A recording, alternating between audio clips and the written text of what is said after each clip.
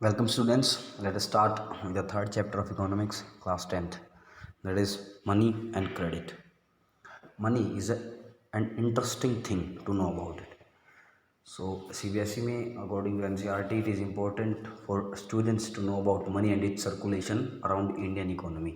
ये ज़रूरी है कि लोगों को पैसा समझ में आए, बच्चों को खासकर, और उसकी कैसे सर्कुलेशन होते हैं इंडियन इकोनॉमी, मार्केट में कैसे बैंक से रुपया मार्केट में आता है, फिर मार्केट से कैसे वो वापस बैंक में जाता है।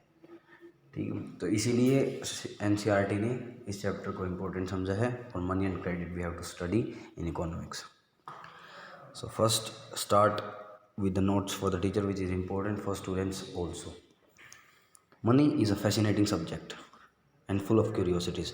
ये सब्जेक्ट भी इंटरेस्टिंग है क्योंकि हर जगह आप काम करते हैं पैसे के लिए, आप बड़े आदमी बनना चाहते हैं, पैसा कमाएंगे, फिर किसी ने कहा है पैसा है तो सब कुछ है, but reality don't think so. ऐसा मत सोचिए। Money is just source. Money एक सोर्स है जो आपको सुख सुविधाएं दिला सकता है, but money isn't everything. Money is a fascinating subject and full of curiosities. It is important to capture this element for the student. The history of money and how various forms were used at different times is an interesting story. जब हम पता लगाएंगे कि money कैसे start हुआ, सबसे पहले पैसा कैसे आया, who invented it, और इसकी स्टोरी कैसे थ्रू आउट हिस्ट्री चली, वो समझने में बड़ा इंटरेस्टिंग स्टोरी हो। At this stage the purpose is to allow students to realise the social situation in which this forms were used. Modern forms of money are linked to the banking system. This is the central idea to be the first part of the chapter. अब हमें यहाँ बात करनी कि money कैसे link है everything से, बाकी चीज़ों से कैसे लिंक्ड है। ठीक है। The present situation in India where newer forms of money are slowly spreading with computerisation of the banking system. For example पहले सिर्फ सिक्के होते थे, फिर पैसे के नोट आए, और अब plastic money, for example ATM card, debit card, credit card etcetera, cheque books etcetera, तो ये नई फॉर्म हो मनी की। ठीक है, तो वो कैसे इंडिया में digital, India is going to digitalisation, offer many opportunities to students to explore on their own. We need not get into formal discussion on the function of money, but let it come as a questions. There are certain areas that are not covered, such as creation of money. इस chapter में creation of money कैसे हुआ ये discuss नहीं हुआ है, chapter में नहीं है, बट आई प्रोमिस यू कि मैं आपको साथ साथ बताता रहूँगा कि इंडिया में हाउ पैसा कैसे आया। फॉर एग्जांपल गुप्ताज के टाइम पे first time gold coins start हुए थे, उसके बाद शेर शाह सूरी ने पहला कोइन बनाया था जिसके अंदर एक सील होती है राजा की, ताकि लोग अपने घर में ना बना सकें। फिर उसके बाद 1935 में रिजर्व बैंक ऑफ इंडिया जब सेटअप हुआ 1935 में, उसके बाद कैसे पैसे आने लगे। For example denomination of 10, 20, 50, 100, 200। ठीक है। As you would see in the chapter, the stock of money consists of currencies held by the public and the demand deposits that they held with the bank. This is the money that people can use as they wish, and the government has to ensure that the system works smoothly. अब लोगों का काम है to interact with bank, bank के साथ loan वगैरह लेना, पैसा निकलवाना, पैसा जमा करवाना, और इसमें गवर्नमेंट की ड्यूटी आती है कि ये जो सिस्टम है बैंक और लोकल पीपल के बीच में, वो सिस्टम स्मूथली वर्क करे। इसीलिए वो कुछ छूट वगैरह, रिडम्पशन वगैरह देते रहते हैं time to time. As you would see in the chapter, the stock of money consist of currency held by the public and the demand deposits, DD बोलते हैं जिसको, that they hold with the banks. This is the money that people can use as the wish, and the government has to ensure that the system work smoothly. What would happen when the government declares that some of the currency notes used by people would be made invalid and would be replaced by new currency? इसका मतलब कि क्या हो अगर government कुछ नोटों को invalid करार कर दे कि अब ये गवर्नमेंट में नहीं चल सकते, अब ये दुकानों पे नहीं चलेंगे, बैंक में नहीं चलेंगे, तो क्या होगा।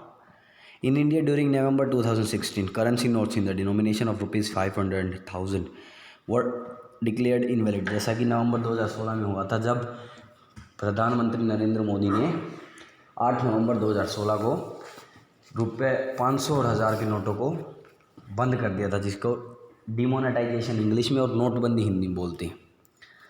People were asked to surrender these notes to the bank by a specific period and receive new ₹500 and ₹2000 or other currency notes. This is known as demonetization. Since then, people were also encouraged to use their bank deposit rather than cash for transaction. इसके बाद एक महत्वपूर्ण बदलाव जो India में आए वो था कि लोगों ने नोट यानी जो पैसे रियल कैश होता है उसको छोड़ दिया और डिजिटल इंडिया डिजिटलाइजेशन की तरफ चले गए। जैसे कि बैंक की तरफ से ऑनलाइन बैंकिंग करना शुरू कर दिया, ATM card, debit card, credit card, इनका यूज़ ज़्यादा करना शुरू कर दिया सर, ताकि जो कैश नोटबंदी की वजह से जो प्रॉब्लम आई थी वो ना आए। सिंस देन पीपल हैंस digital transaction started by using bank to bank transfer through the internet और mobile phones, checks, ATM cards, credit cards, and point of sale swipe machines at shops. This is promoted to reduce the requirement of cash for transaction and also control corruption. ये एक step था ताकि हम digitalisation की तरफ बढ़ें, और दूसरा so that we can curb the menace called corruption. Students could be asked to debate on the process and the impact of demonetization. तो हम डिस्कस भी करेंगे डिमोनेटाइजेशन के फ़ायदे क्या नुकसान थे भाई। एकदम से जो इकोनॉमी थी, इंडिया की इकोनॉमी, उसमें गिरावट आ गई थी, जीडीपी में भी गिरावट आ गई थी।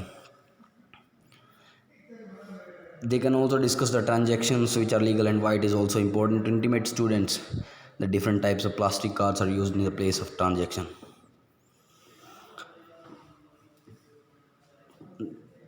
आज के लिए इतना ही काफ़ी है। कल हम चैप्टर स्टार्ट करेंगे मनी एंड क्रेडिट।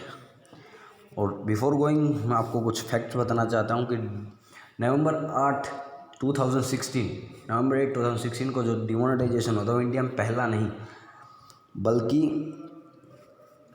2 बार और इससे पहले हुआ था। First demonetisation was done in 1946, 1946 में नोटबंदी हुई थी, जिसमें 100 रुपी नोट्स एंड 500 रुपी नोट्स को